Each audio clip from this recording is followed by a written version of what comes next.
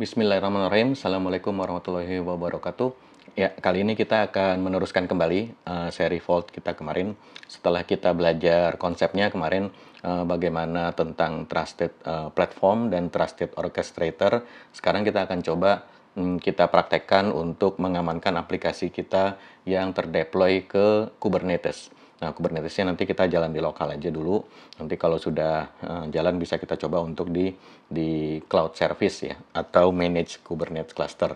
Nah, sebelum kita masuk ke materi, kita bikin kopi dulu ya. Nah, sekarang di sini kita akan menggunakan peralatan baru ini, pinjaman dari Om Bayu. Jadi ini namanya bukan Kalita, namanya Gabi Smart ya, Gabi Smart.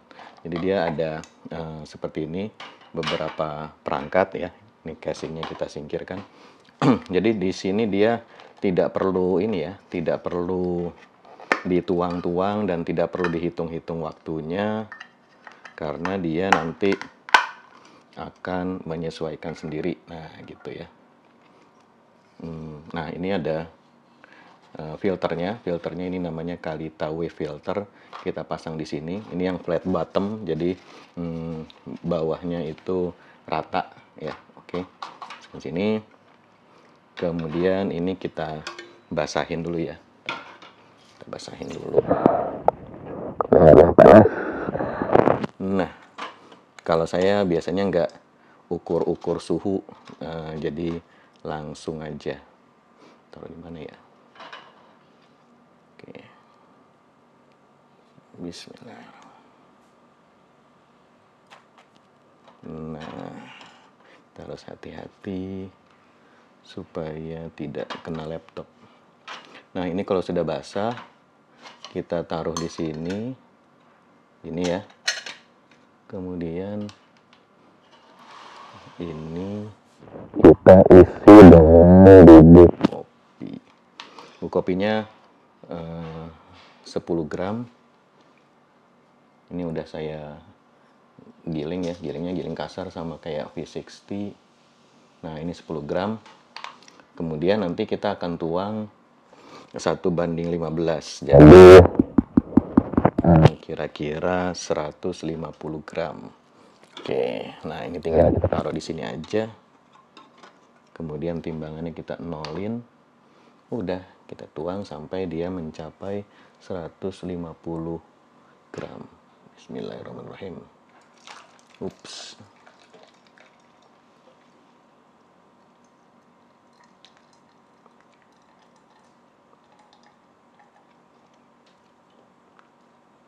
Sedikit lagi. Iya.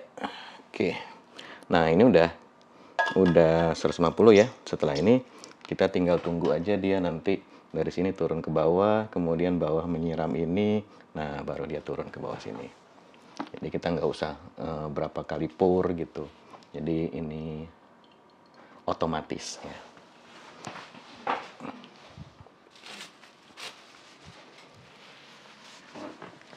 Ini sebetulnya juga udah nggak perlu ditimbang lagi ya.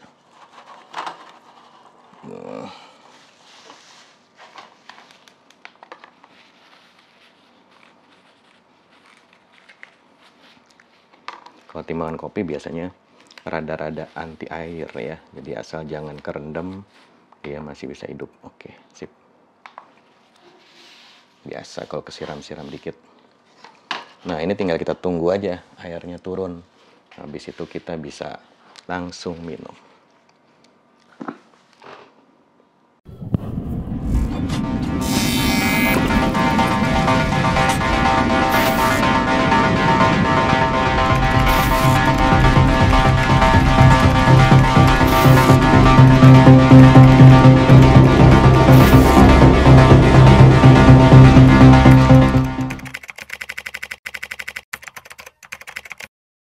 Ya, sekarang terlebih dulu kita akan nyalakan ini ya, akan setup aplikasi kita di Kubernetes ya. Jadi untuk Kubernetes sebetulnya menjalankan Kubernetes di laptop ini ada banyak cara. Jadi kita bisa menggunakan Docker Desktop, bisa menggunakan Podman Desktop, bisa juga menggunakan Rancher Desktop ya. Tapi yang yang relatif paling mudah dan seamless di laptop saya, di MacBook M1 ya, itu paling gampang menggunakan Docker Desktop. Kalau kita menggunakan Podman, nanti image-nya ada yang harus di-publish lagi supaya bisa dipakai. Jadi ada komen-komen tambahan yang kita harus execute. Sedangkan untuk Rancher Desktop juga nanti butuh konfigurasi tambahan yang nantinya agak ribet lah gitu ya. Jadi di sini kita menggunakan Docker Desktop ya. Nah, Docker Desktop ini kenapa orang tidak pakai? Karena dia sebetulnya tidak sepenuhnya gratis ya. Jadi dia ada yang berbayarnya gitu ya. Nah, tapi untuk personal dia gratis, tapi untuk kita pakai di corporate dia sepertinya berbayar. Oke, kita masuk dulu ke ini ya, ke menu setting. Ke menu setting, kemudian pastikan di sini Kubernetes-nya ini kita enable ya. Ini biasanya saya matikan kalau saya nggak pakai untuk menghemat resource ya.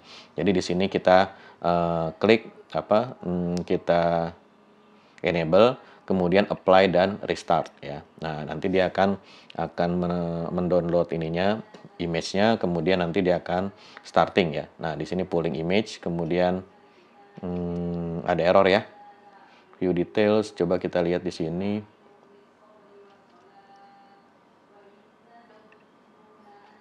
Atau kita reset dulu aja ya. Nah, ini kita coba lagi. Kadang-kadang dia suka ngadet untuk ininya ya. Untuk download image-nya suka error. Apalagi kalau koneksi internet kita kurang bagus gitu. Jadi, kita bisa coba lagi aja.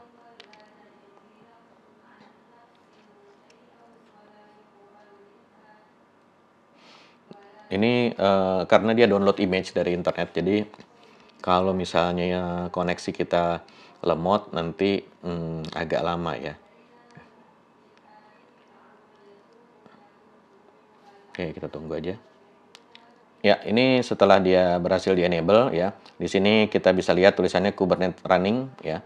Nah, sekarang kita bisa coba tes dengan menjalankan kubectl, kemudian cluster info ya. Nah, di sini nanti dia akan bilang sudah jalan control plane di port sekian, core DNS jalan port sekian dan seterusnya gitu ya. Nah, sekarang kita akan lihat ke aplikasi kita ya. Jadi di sini saya udah bikin ininya, konfigurasinya. Di sini ada aplikasi kita. Yang pertama adalah config map ya. Jadi config map ini kita akan gunakan untuk menyimpan konfigurasi ya. Di sini kita akan bedakan aja. Ini kan sebelumnya di sini mana ya? Coba kita buka di sini application properties ya. Kita buka application properties. Nah, di sini kan ini adalah yang kita gunakan untuk connect sebelumnya. Jadi di sini nama database-nya belajar Vault, kemudian username-nya belajar, password-nya ini ya. Nah, tapi di sini untuk supaya kita tahu dengan pasti bahwa aplikasi kita jalan di Kubernetes dan menggunakan si config map ini, maka kita ganti namanya. Jadi nama database-nya belajar Vault K8s atau Kubernetes ya. Nah, di sini ininya juga K8s. Nah, gini ya. Nah, ini config map. Config map ini adalah suatu objek konfigurasi yang bisa kita pasang di Kubernetes ya. Kemudian nanti setelah ini kita jalankan, dia nanti akan membuat variabel dengan nama ini. Namanya variabelnya database underscore name, value-nya ini. Dan juga namanya ini dan value-nya ini gitu ya. Nah, jadi ini nanti akan dibaca. Yang pertama akan dibaca oleh deployment database ya. Ini adalah deployment database kita. Nah, deployment database kita itu dia butuh persistent volume claim karena database itu nanti butuh file yang permanen, jadi kita minta persistent volume ya. Nah, persistent volume kemudian kapasitasnya nggak usah gede-gede, 1 GB aja. Kemudian nanti kita deploy si database-nya, karena ini database server maka replikanya 1 aja ya. Kemudian ini label-labelan kita pasang ya supaya dia nanti bisa dikasih label sehingga waktu kita bikin selektor nanti ini bisa mengarah waktu kita bikin service nanti dia bisa mengarah ke instance yang sesuai gitu. Jadi nanti di sini kita bisa bedakan antara development sama production gitu ya, berdasarkan labelnya. Nah, kita ambilnya Postgres 16 ya. Kemudian, nah tadi kita punya config map, nama config mapnya ini ya, konfigurasi app belajar. Nah, di sini kita pakai nih config map keyref. Jadi di sini kita panggil tadi nama config mapnya, kemudian nama variabelnya. Nama variabelnya kan tadi database name ya. Ini nama database-nya apa? Nama variabelnya. Value dari variabel database underscore name. Nah, kemudian ini data yang kita ambil dari sini akan kita pasang di variabel, di environment variable yang namanya PostgresDB ya. Nah, kenapa kita pasang di sini? Karena kita pengen nanti Postgres-nya ini akan menginstankan database dengan nama tersebut gitu ya. Ini mirip dengan waktu kita di Docker Compose, di sini ada ininya ya, ada PostgresDB-nya ya. PostgresDB-nya ini nama database ya yang kita sebutkan di environment variable. Jadi ini padanannya adalah ini adalah mana tadi? Di database ya. Nah, ini. Jadi ini kita mendeclare environment variable namanya PostgresDB, isinya diambil dari config map yang nama config map-nya ini dan nama variabelnya ini. Nah, kemudian di sini kita selain itu ada secret namanya. Jadi kalau config map ini untuk menyimpan konfigurasi yang dia bersifat publik ya. Jadi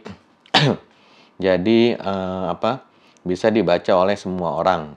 Nah, sedangkan secret ini harusnya rahasia ya.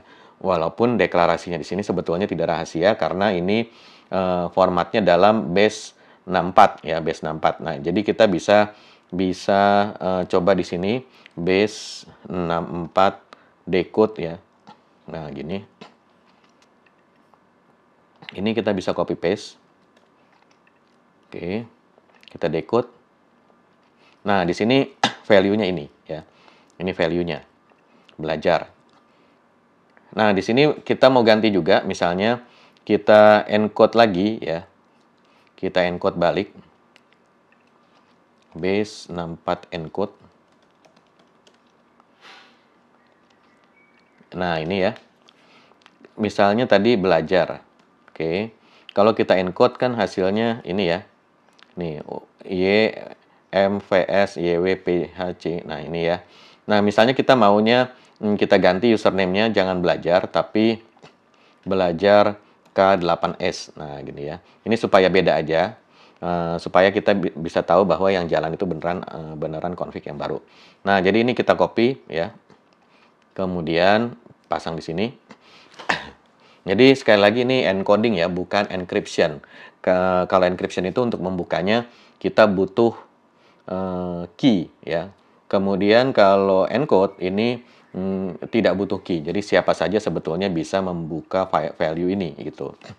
Nah, jadi ini bukan rahasia. Untuk lebih detail tentang perbedaan encode dan encrypt bisa lihat video saya yang sebelumnya.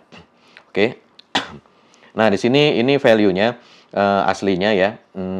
Belajar Vault 123 ini juga akan kita ganti ya supaya berbeda dengan deployment kita yang sebelumnya gitu ya. Nah, kita tambahin aja belakangnya K8S ya. Nah, gini. Kita encode lagi. Nah, kemudian di sini ini kita pasang di sini. Oke. Nah, jadi di sini kita punya database username dan password. Nah, kemudian kita gunakan lagi si ini ya. Jadi ini dipanggil. Kalau tadi kita ambil dari config map keyref, sekarang kita ambil dari secret keyref. Jadi ini diambilnya dari Kubernetes secret ya. Nama secretnya ini. Nama secret ini sesuai dengan nama secret yang kita declare di sini ya. Kemudian nama variabelnya ini. Nama variabelnya sama ya. Ini. Kemudian value-nya ini. Nah, value-nya ini. Nih value-nya. Kemudian setelah dapat value-nya akan di-assign ke variabel yang namanya Postgres user gitu ya. Nah, ini juga sama semuanya. Jadi ada password, ada user, PG password, PG user ya. Nah, kenapa kita declare dua kali ya? Di sini ada Postgres user, nama environment variabelnya, yang bawah ada PG user ya. Kenapa kita declare dua kali? Karena di sini kita mau menggunakan liveness probe dan readiness probe ya. Jadi ini adalah fiturnya Kubernetes untuk mengecek apakah si yang kita deploy ini, dalam hal ini database Postgres-nya, itu sudah live atau enggak. Live itu artinya dia sudah on gitu ya, sudah nyala prosesnya. Kemudian apakah dia sudah ready. Nah, ready itu artinya dia siap menerima request ya. Jadi kadang-kadang dia dia nyala tapi dia belum ready menerima request gitu. Nah, cara ngetesnya adalah ada command prompt-nya yaitu pg is ready ya. Nah, ini dia sebetulnya membutuhkan username dan password ya. Tapi karena kita tidak bisa memberikan di sini, maka atau karena kurang bagus kalau kita pasang di sini, maka kita pasang di environment variable aja. Kalau di sini kan nanti jadi kelihatan value-nya kan, jadi kurang oke. Nah, demikian juga readiness probe, dia butuh username, password, dan nama database untuk menjalankan query pengecekan. Nah, query pengecekannya itu select one ya. Jadi kalau select one-nya sukses, berarti si database tadi sudah siap pakai gitu ya. Nah, ini juga membutuhkan variabel tadi, makanya kita butuh pg database, pg user, pg password. Sedangkan yang tiga ini digunakan untuk membuat database, membuat user database, dan mengassign permission untuk user tersebut untuk dia mengakses ke database tersebut gitu ya. Nah, jadi ini. Kemudian ini volume ya, volume biasa kita mounting ke tadi persistent volume claim, ini namanya. Kemudian ini kita mounting ke sini sehingga dia pakai itu ya, nih. Nah, kemudian kita publish menjadi service. Jadi si service ini dia akan mencari deployment yang punya label seperti ini. Nah, label ini harus matching dengan yang kita declare di sini ya. Nih. Nah, setelah labelnya matching, maka nanti dia akan mempublish port 5432 untuk bisa diakses oleh oleh deployment lain di dalam Kubernetes ini. Ini kita nggak publish portnya keluar sehingga kita nanti tidak akan bisa connect ke database-nya lewat ini ya, lewat database Explorer seperti ini nggak bisa ya, karena dia cuma bisa diakses di dalam Kubernetes aja gitu ya. Oke, nah ini database-nya udah. Sekarang kita lihat ke aplikasi ya. Nah, aplikasi ini kita akan mendeploy aplikasi yang bernama image yang bernama Andy Muhardin/belajar Vault ya. Nah, ini image-nya ini kita untuk menghemat bandwidth, kita tidak akan ambil dari internet, tapi kita akan ambil dari lokal aja. Jadi nanti kita build di lokal, nanti akan terdaftar di Docker-nya sini ya. Jadi kalau kita lihat di images ini, nah images ini adalah image-image yang ada di lokal sini ya. Nanti kita akan build, nanti jadi ada di sini, nanti akan ada di sini image-nya, kemudian nanti bisa dipakai di sini. Jadi kita tidak perlu pull dari internet ya. Ini kalau kita set always atau ini nanti dia akan if not exist gitu ya, maka dia akan cek di lokal, kalau nggak ada dia akan ambil ke internet gitu. Tapi untuk memastikan dia ambil dari lokal, kita set aja jadi never gitu. Nah, kemudian sama ini kita punya beberapa environment variable, database URL, kemudian username, password. Nah, itu kita ambil dari config map dan secret key dan secret ya. Jadi sama seperti database tadi. Nah, kemudian ini Spring sudah menyediakan probe ya, liveness probe, dia menyediakan ininya. Dia menyediakan endpoint-nya, tinggal kita hit ya. Oke, kita ngopi dulu. Bismillah.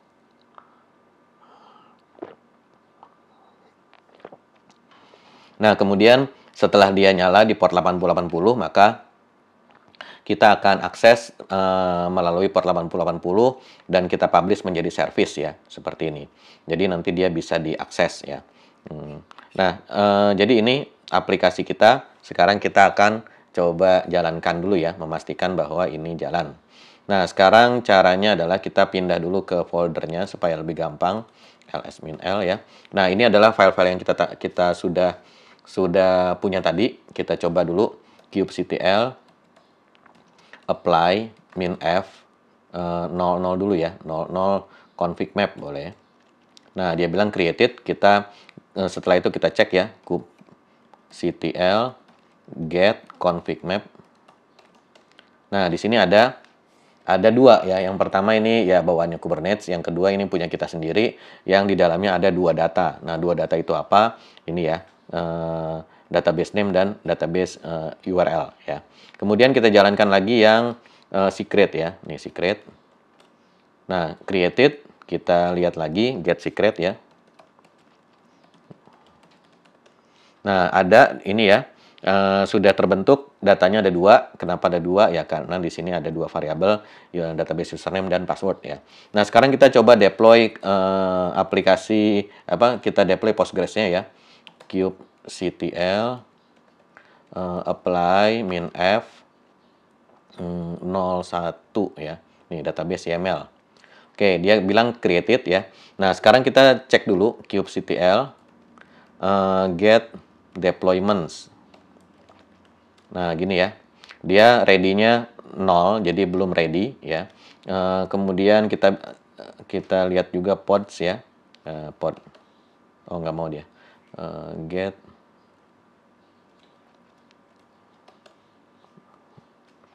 kubectl atau nggak pakai spasi ya. Nah, ini dia. Nah, ini sudah ready dia ternyata. Coba kita cek service. Kalau service mah dia harusnya langsung jalan ya, karena service itu tidak pakai menjalankan pod ataupun mendownload image, tapi dia cuma sekedar deklarasi saja gitu. Nah, ini udah jalan ya, udah running. Nah, sekarang kita akan mendeploy aplikasi kita, tapi sebelumnya kita build dulu ya. Nah, untuk membuild ini ya, untuk melakukan build, maka di sini ada beberapa opsi. Opsi pertama, kita bisa menggunakan Dockerfile. Dockerfile ini penjelasan detailnya ada di blog ya. Jadi blognya di sini saya udah nulis di sini softwareendymuhardin.com. Nah, di sini ada optimasi Docker image Spring Boot. Nah, di sini ada penjelasannya kenapa filenya menjadi seperti ini ya. Jadi nanti bisa dibaca aja, kita nggak akan jelaskan di sini ya. Nah, opsi kedua adalah kita menggunakan yang sudah disediakan oleh Spring ya. Jadi kita bisa menggunakan Cloud Native Build Packs ya, seperti ini. Jadi kita nggak usah nulis ini Dockerfile, kita cukup langsung menjalankan saja ini ya, buildernya. Nah, cara bikinnya, kita mau coba pakai yang ini aja ya. Cara bikinnya adalah kita di sini pertama kita buka dulu POM XML, kita pastikan bahwa nih di sini image name-nya ini sesuai dengan yang kita mau gunakan gitu. Jadi kalau di Docker ya, Docker Hub, kalau kita buka hubdocker.com, nah kita bisa publish image ke sini dan ini gratis ya. Tapi dengan catatan bahwa image-nya public ya. Jadi kalau kita mau gratisan maka di sini image-nya public ya. Nah, image public itu nanti dikasih nama, yang pertama nama usernya / nama image-nya bebas ya gitu. Nah, jadi di sini saya kasih prefix seperti ini dan di belakangnya diikuti dengan nama project, nama artifact ID yang mana itu diambil dari sini ya. Nah, jadi konfigurasi ini nanti akan dibaca oleh Spring Boot plugin untuk membuat image ya, seperti itu. Nah, jadi di sini kita bisa pakai ini, atau bisa juga menggunakan satu lagi plugin namanya Jcube ya. Jcube itu plugin, dia bisa bikin image, dia juga bisa untuk mendeploy image tersebut ke Kubernetes ya. Mengenerate yang tadi kita bikin ini aplikasi YAML ini, dia bisa generate menggunakan plugin Jcube tadi ya. Jadi itu opsional, kalau mau dipakai silahkan. Nah, sekarang kita mau coba bikin MVN Spring Boot .2 build image ya. Ini kita menggunakan image buildernya yang punyanya Spring ya. Jadi bukan pakai Dockerfile kita yang kita bikin tadi, tapi kita menggunakan ini Cloud Native Build ya. Nah, ini dia ya. Oke. Nah, ini ada konfigurasinya seperti apa ya. Kemudian intinya kita jalannya seperti inilah gitu ya. Nah, nanti dia build ya seperti biasa. Dia nanti akan ngambil image-nya ini builder Jamie base ya. Ini kayaknya di lokal saya belum ada. Jadi dia download dulu ya. Nih. Nih Builder Jamie ya. Kelihatannya ada update ya, sehingga di sini dia download lagi. Padahal udah ada sini. Nah, ini. Mungkin ada yang lebih baru ya. Oke, ini kita tunggu aja sampai selesai ya. Ya, ini udah selesai bikinnya ya. Nah, dia udah bikin. Kemudian kita bisa cek dulu di Docker image ini apakah sudah terbentuk ya. Nah, di sini ada, coba kita search aja yang prefixnya Andy Muhardin. Oh, kok belum ada ya? Oh, ini dia. Sudah ada ya. Nah, ini udah jadi image-nya. Sekarang kita bisa coba deploy dengan yang ini ya. Nah, kita deploy kubectl apply -f 02 ya. Ini aplikasi YAML. Nah, kita lihat get deployment-nya. Di sini dia sedang container creating ya. Kita tunggu aja. Nah, ini sudah running, tapi masih belum ready ya. Jadi dia masih nol karena readiness-nya belum up ya. Dia biasanya nanti akan memanggil ini readiness-nya itu dia memanggil health readiness, dia menunggu ready ya. Coba kita lihat, masih belum. Emang biasanya agak lama kalau aplikasi Spring Boot. Nah, kalau kita mau lihat apa yang terjadi, kita copy di sini ya. Kemudian kita lihat lognya, kubectl logs, kemudian portnya ini. Nah, di sini kita lihat nggak ada error ya. Nih. Nah, di sini kita lihat dia starting, kemudian ini berhasil connect ke database ya. Ini, kemudian dia bikin migration, sukses ya, successfully. Nah, kemudian dia menjalankan ini, udah selesai ya. Nah, jadi nggak ada error. Sekarang kita cek lagi, di sini masih belum ready ya, kita tungguin aja sebentar. Nah, ini sudah running, ready ya. Jadi di sini dia sudah jalan. Dan ini konfigurasinya masih menggunakan tadi ya, menggunakan secret dan ini. Kalau kita lihat di sini, nah di sini kita menyediakan data source-nya, username dan password-nya dari Kubernetes Secret. Nah, seperti ini. Nah, ini adalah konfigurasi yang tidak menggunakan Vault ya. Tidak menggunakan Vault karena di sini kita belum sama sekali menjalankan atau mendeploy si Vault-nya. Nah, jadi konfigurasi yang seperti inilah yang biasa dilakukan oleh aplikasi-aplikasi yang dia menyimpan secret-nya di Kubernetes ya. Jadi, dan ini sebenarnya tidak rahasia karena ini bisa kita lihat value-nya apa gitu. Jadi tidak secret. Siapapun yang bisa mengakses ke Kubernetes cluster, maka dia nanti bisa melihat si secret ini gitu. Bisa membaca secret ini dengan mudah gitu ya. Karena dia tidak terproteksi sama sekali. Nah, jadi inilah yang nanti kita akan pindahkan ke Vault ya, sehingga nanti kita tidak lagi mendeploy si config map dan secret ini. Config map kita deploy nggak apa-apa, tapi secret inilah yang nanti akan kita ganti dengan Vault ya, seperti itu. Oke, nah sekarang kita akan lanjut ke deployment untuk Vault-nya. Untuk mendeploy Vault ke ini ya, kita deploy Vault to Kubernetes. Nah, ini dia ya. Ini dokumentasi resminya. Kita menggunakan Helm chart ya. Nah, ini metode yang direkomendasikan. Kita bisa pisahkan namespace-nya, tapi di sini kita nggak usah, langsung aja ya. Nah, jadi di sini ini komennya ya. Kita jalanin aja langsung karena udah berbentuk Helm chart.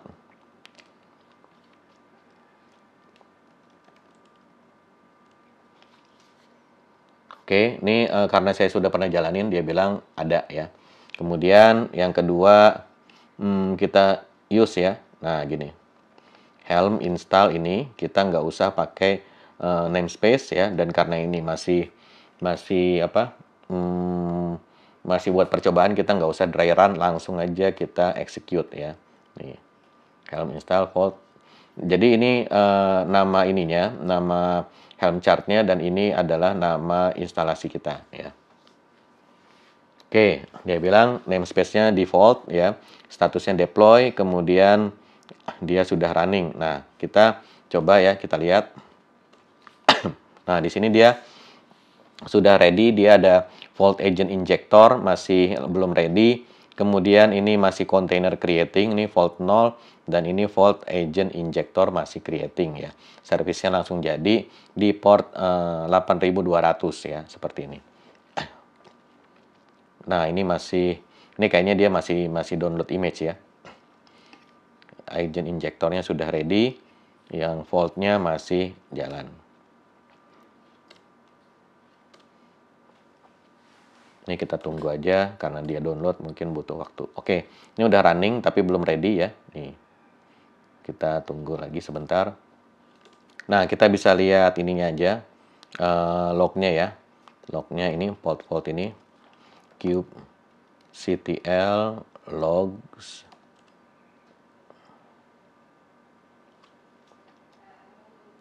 Dia masih loading ya.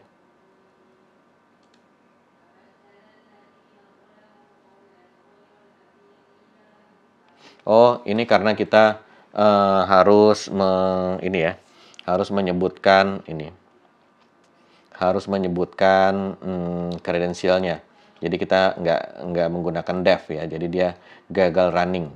Nah, sekarang kita coba uninstall dulu aja.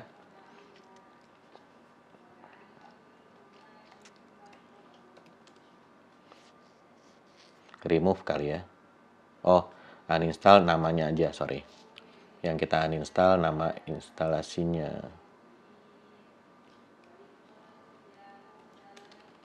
Remove apa ya? Lupa. Oh. Helm status vault. Nah, ini not found ya.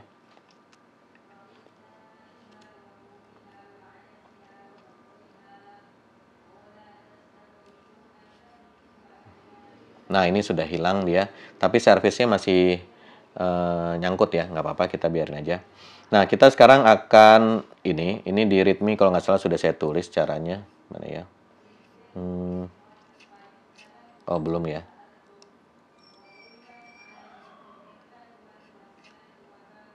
Oh, ada. Nih. Nah, ini jadi kita harus menyediakan beberapa opsi ya. Jadi di sini ada server dev enabled, kemudian injector enabled, dan UI enabled. Nah, seperti ini ya. CSI enabled ya bolehlah ya, karena nanti kita akan pakai. Oke, kita coba jalanin lagi. Nah, ini dia bilang sudah terinstall. Kita coba cek lagi Helm status vault. Nah, dia bilang di sini vault last deploy, statusnya deploy revision 1. Nah, gini ya. Kita coba get lagi. Nah, gini ya. Nah, ini dia sudah running ya. Sekarang dia langsung running. Karena tadi kita sudah menyebutkan bahwa dia jalan di mode dev ya. Nah, kalau mode dev itu, nah di sini dia ada ininya ya, unseal key dan root tokennya seperti itu ya. Nah, kemudian kita bisa mengakses UI-nya ya. UI-nya ini caranya kita port forward ya. Di sini Docker desktop ada nggak ya? Kontainer yang running. Nah, ini tapi nggak ada ya.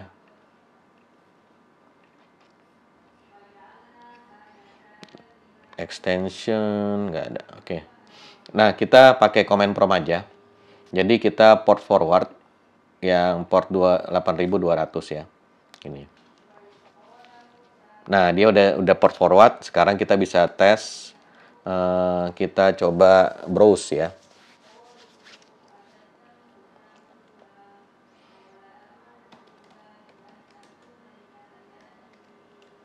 Nah, ini UI-nya sudah ada. Ini tokennya tadi yang ini ya. Tokennya root, namanya tokennya root. Nah, gini.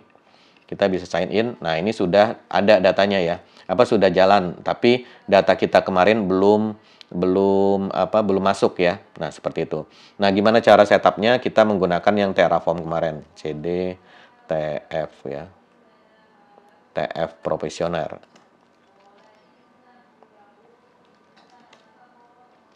Nah, ini kita coba jalanin ya. Komennya kemarin jalankan Terraform ya, Terraform. Kemudian kita apply ya.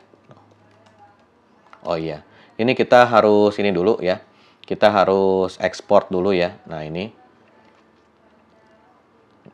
environment variable, kemudian vault token ya, export vault token sama dengan root. Nah, gini ya. Oke, sekarang kita tofu apply. Yes. Nah, dia creating ya, creating complete, sukses ya. Nah, sekarang kita cek lagi di UI-nya. Secrets Engine, kemudian policy. Nah, ini ada aplikasi belajar read only ya. Kemudian kita Secret Engine, ada engine secret, ada aplikasi belajar. Ini ada value-value-nya sudah masuk ya. Nah, seperti ini. Tapi di sini kita ada sedikit sedikit perubahan ya. Sedikit perubahan. Jadi ini kita mau hapus dulu aja. Karena kita mau samakan, kalau ini kan dengan config yang kemarin ya. Nih, belajar vault 123, belajar vault. Jadi ini kita mau ganti supaya sesuai dengan yang kita bikin di atas ya. Di mana tadi yang ini application properties yang baru ya. Nih. Nah, ini kan kita ganti nih yang di secret ini ya. Nih. Config map-nya kan ditambahin ke 8S gitu kan. Kemudian ini username-nya juga ini kita ganti ya, tadi mana dia. Nih. Nah, ini kan belajar vault 123 ini jadinya ini ya kan. Nah, ini kita mau ganti dulu value-nya. Jadi kita masuk tadi ke TF profesioner, kemudian secret. Nah, ini dia ya. Ini passwordnya, kemudian ininya K8S ya, kemudian URL-nya belajar vault K8S. Nah, gini ya. Ini yang akan kita bikin. Jadi ini mau kita ulang lagi nih ya. Kita akan ulang lagi TF apply lagi aja ya. Tofu apply. Nah, gini. Nah, kita akan mengganti ini ya. Yes. Apply complete. Nah, sekarang kita coba lihat lagi ke sini datanya ya. Ini kita refresh.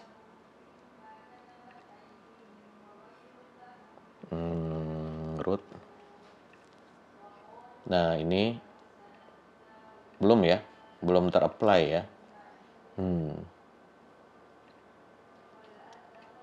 Oh, ini udah.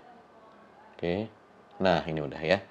Oke. Nah, jadi di sini sudah terupdate. Di sini version 2 dia bilang ya. Jadi version 2 maka di sini value-nya sudah berubah. Nah, ini vault-nya udah jalan, kemudian Kubernetes kita juga sudah jalan ya.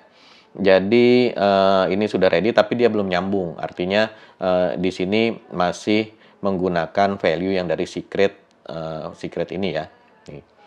Dan juga yang dari sini database name-nya. Nah, ini nanti dua-duanya config map-nya kita tidak akan pakai, tapi tidak akan kita deploy, tapi kita menggunakan yang ada di sini.